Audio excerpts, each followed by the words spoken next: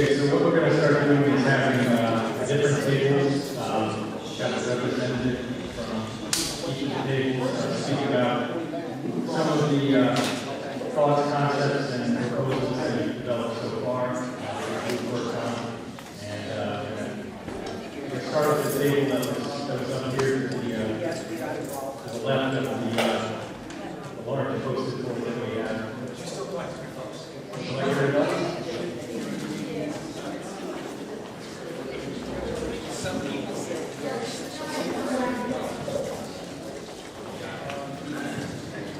I'm Trevor, and was noted for food. I think we agree that several members were involved with conservation issues and open space, and all had concern with that. We agreed that it's not maybe the most pressing need for Woodbridge right now, and we did have a consensus on that the primary need was economic development of the inland area. We felt that Dr. King's message was heard, and I think it strengthened that was commitment or feeling that housing has to be an integral part of any economic development plans. And some details include the fact that if you're coming to Woodbridge and you get off and enter the town of Route 69, it's not a very attractive front yard for our town for visitors.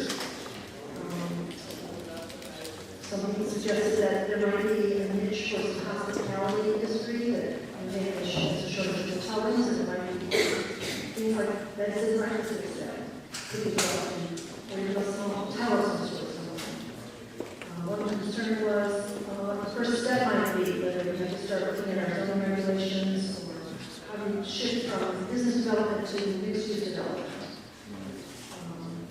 We also discussed that the town center is still somehow not 100% where we like the town to be. I think there's a consensus in town that it would be nice to become more of a focus. And there was some discussion of food-related enterprise that would generate a gathering space, including the high school students and people going to the library as well.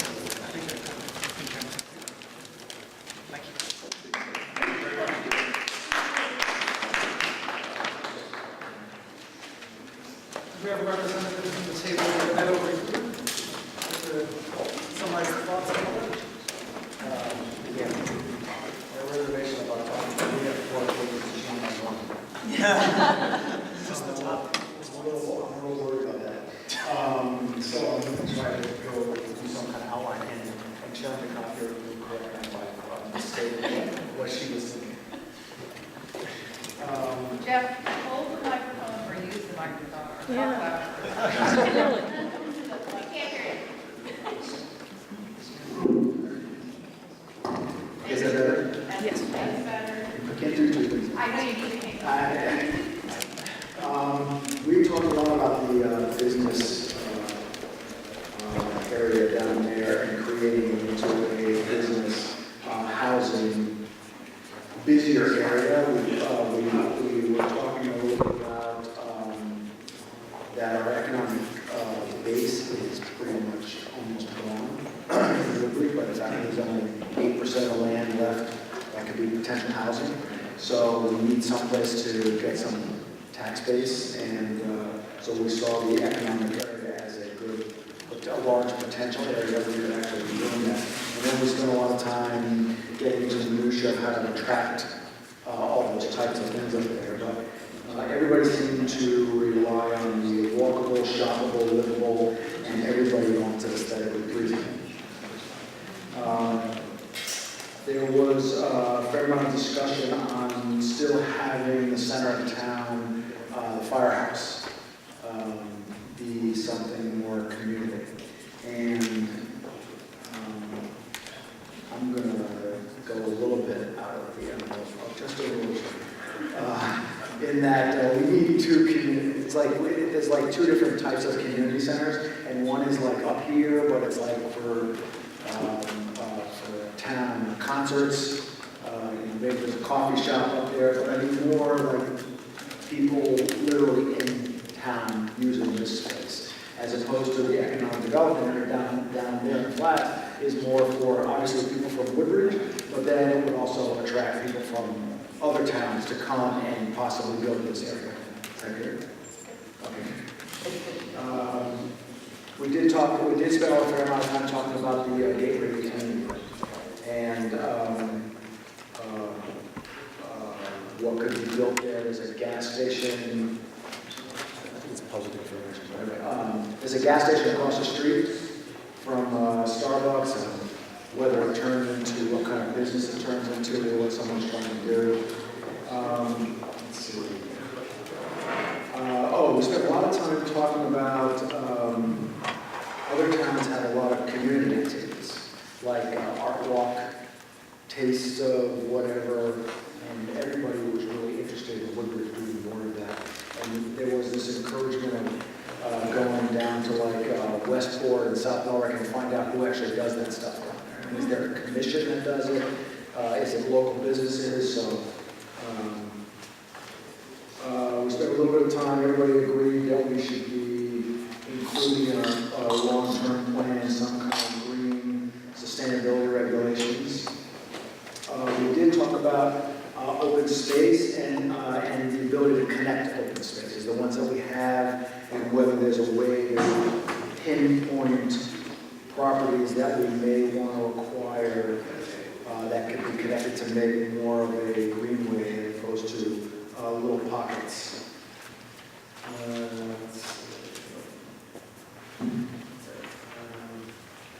There was a fair amount of discussion also on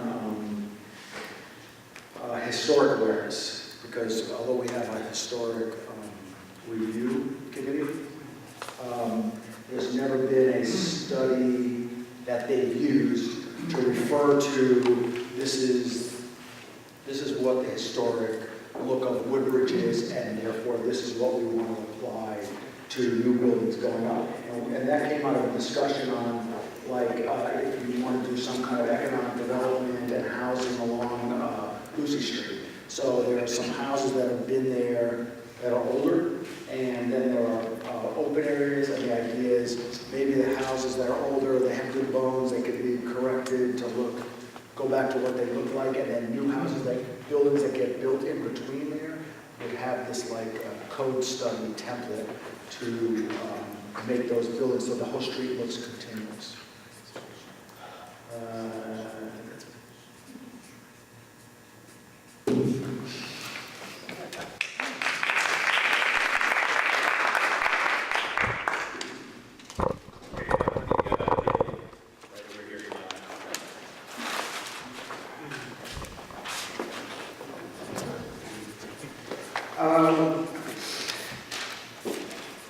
We spent most of the time, or a good portion of the year, most of the time, on the housing issues in town and the diversity and lack thereof.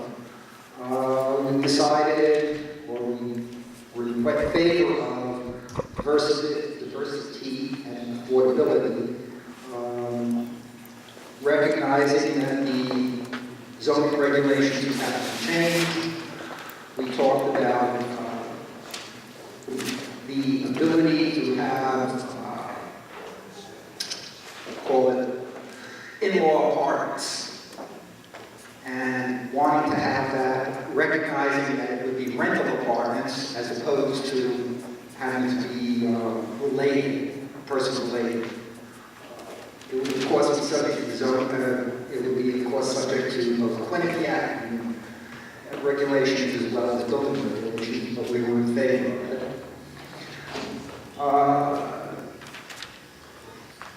In terms of the density, we were in favor of it, having some sort of cluster housing. As to where, it was not decided. We did not get to that. We also, most people at the table were in favor of not having age restricted. There were some people who were in favor of that.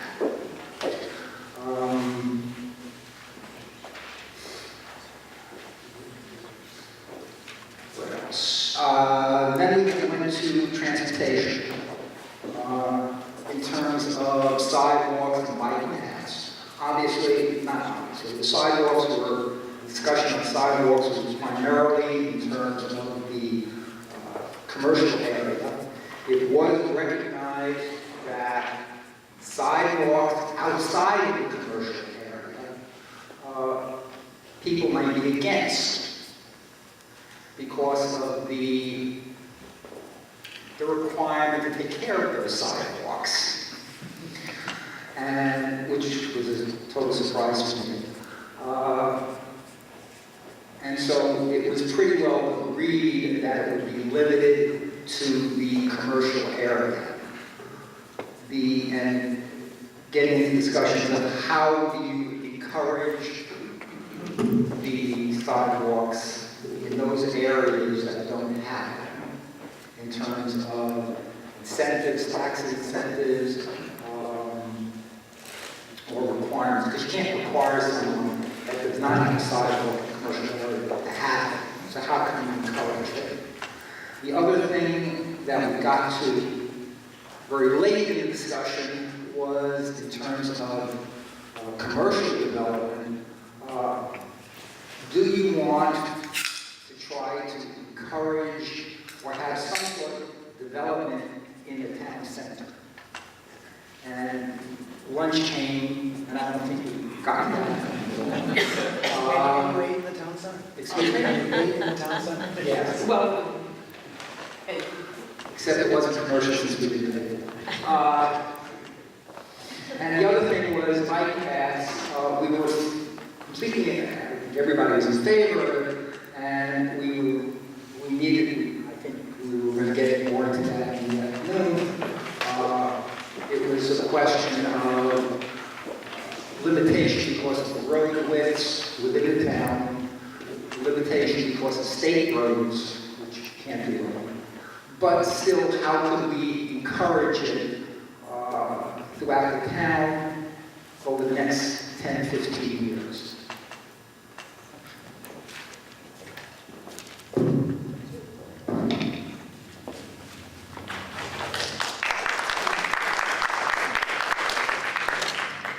Okay, our last table in the back. The orange thing. The orange tag. It's on the text. Did you know that in advance? Is that before the script? I Never mind. think that's what you need to do. Oh, I think it was the reverse. Very impressive. So I didn't write this down, so the first thing is going to be interpreted, and I must say that it's much better handwriting than I've ever had, so I think I can read some of this and remember it. We went around sort of the table to get some ideas as to what folks thought was the most important thing for them. Some of the coalescing of those issues were a vibrant town center, which we eventually ended up, and I'll chat about that momentarily. And they were just looking at different areas, so the Guilford, Madison area. What happens in those downtown areas? What do they have? What do they not have? And we got back to that after we talked about some other areas and what do you do with the downtown to make it vibrant. Most importantly, it can't just be commercial. So even in New Haven, which is a major metropolitan area these days, and I guess both at the national level as being number one small city in America, as I gather. What you have is a lot of folks around, people that can walk, people that have access to the buildings and the businesses. And so it's a chicken and egg theory, which comes first. And the question becomes, well, what are your zoning regs? So if you have a plan and encourage it, what do you have to do to your zoning regs to get to a position to accomplish it? And at the end of the day, do you have enough there now? Because one of the questions that was raised was, well, we modified these zoning regs a while ago. We have this town district. We have a study by Professor Plattis. Why isn't it happening? And one of the outside intrusions to this is the fact that transportation traffic is such that 69 and 63 were not fully in control. So we need to get some active conversation with the state to be certain that we're on the same page with them and we can input. And I gathered one of our individuals, Jody was talking about the fact that there's going to be a meeting here on Thursday at 7 o'clock with the state. And so encourage everyone here and people outside to come to that meeting because there's apparently one aspect which has to do with widening, if I'm not mistaken, 69, somewhere just north of Merritt, which is not the first item on their list, but we'd like to make it the first item on their list so that they can address that. Might be helpful to us.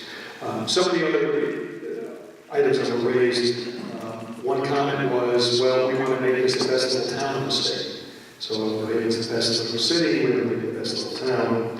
And when we focus on this mixed use, we've got to figure out ways to put the residential community in place.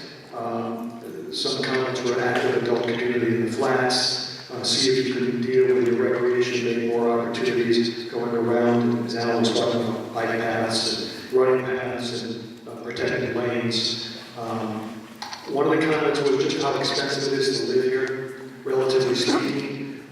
Buddy DeGennaro was part of our group, of course, is in the business of selling real estate. An earlier conversation with him was, so what's selling in town? You know, and those who are in the marketplace kind of know, where the best numbers are. I guess it's in that 4 to 6 range. And anything below that, yes, anything above that, hardly at all. And that doesn't jive with what we were doing just a few years ago before with the economic crisis. And that's putting a few builders, not really, they're much more wary of doing business here. I know that we had some data, I believe that was developed through your group, which were just talking about how far we can build out anyways. So if you took, we didn't have this discussion with us, but I think it may be food for thought in the afternoon, which is that you're not going to increase your population too much. I mean, probably other than sales and resales, a lot of resales, what you're going to end up with is, relatively speaking, if you're at 9,000 people, maybe 9,500 people, but you're not going to be at 15,000. And so, going forward, what does that quality of life mean for you, and how are you going to deal with it? Very brief discussion of the country club, and then I think everybody was on board that with the new arrangement, hopefully it's not going to go and cost the taxpayers relatively anything, and hopefully at some point in time there will be something that will be decided as to what, if anything, you do with any excess land. A lot of our time is spent on the village district, and one of the thoughts that one of our members had that I thought was intriguing was the height restrictions that are now in the commercial district.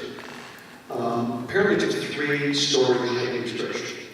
And we were just looking at it from a viewpoint, you see the walls that are over here behind me, so that if one basically look at a way of stepping up some type of construction in a proper way, you might actually have some visuals that could allow for higher density development in a region that already desires it, without having any any visual difficulties. That is, if you were to present it to people without the view, you might say, okay, do you want to have, say, a 5 or 6 story height restriction versus a lower height restriction? Most people would probably say, absolutely, I don't want that to happen.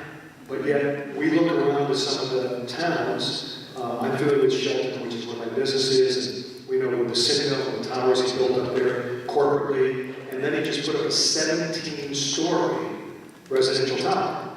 Well, no one's advocating for that, but the idea was it fit within the context of his sort of community development arena. And if you thought through how you could visually depict from the ground up development in the flats area, in where our village district would be located, you could probably come up with some different concepts which would allow for higher building, hence greater density, probably greater invitations to developers, because now they could go and make it profitable for themselves. So it was an area of great thought, and we think it needs to be developed. Lastly, this issue of traffic. They were talking about expanding the mixed use. We were looking at the map and actually going up Route 69 and going to the Lunar Drive area along both sides of 63. We thought, again, concepts of trying to incorporate some residential as well as commercial but mostly residential made a lot of sense because if you allowed it in the right way, you could actually have sensible views for the people who are living there. Most of the other things have been covered, but that's where we were. Any questions on any of that or any corrections, Jody? Right, I think, in fact, we weren't talking about 72 stores. But the one thing that I think we did mention was not just stepping up, but if you drive down Amity Road, there's already the hill.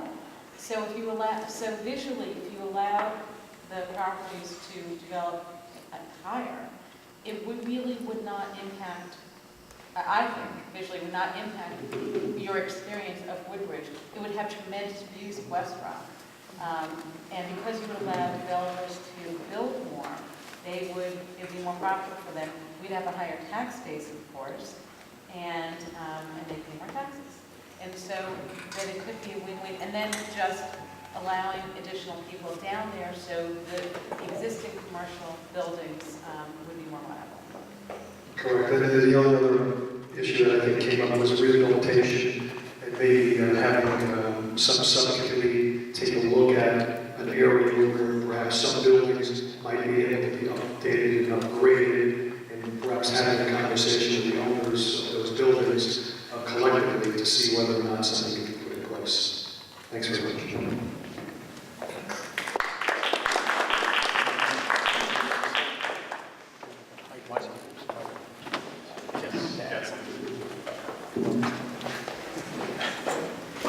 As soon as I sat down, I was told that there got some things, which is what I thought was going to happen. One of the things we talked about was possible incubator spaces in the commercial area.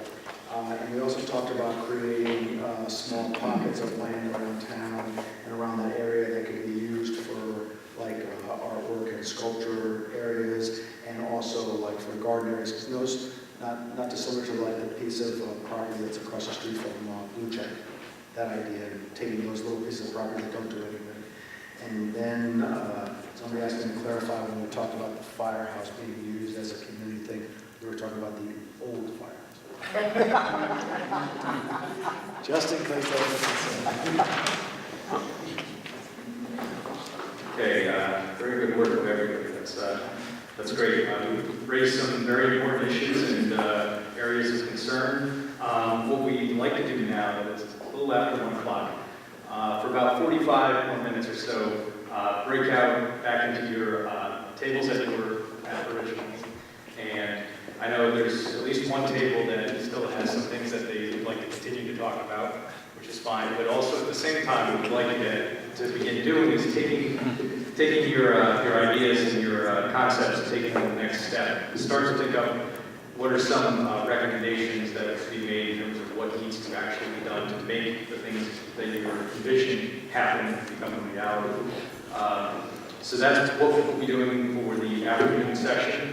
Once we finish with that, probably close to 2 o'clock, we'll do a wrap-up of where everybody is after their second work session. I'm going to have a little presentation on how you translate some of these things that we develop as part of the plan of conservation development into actual zoning regulations and into actual mechanisms for changing the landscape. And then we're just going to briefly kind of summarize everything and wrap up. So that's the schedule for the rest of the afternoon. So if you could return to your original tables, and we'll start the second work session.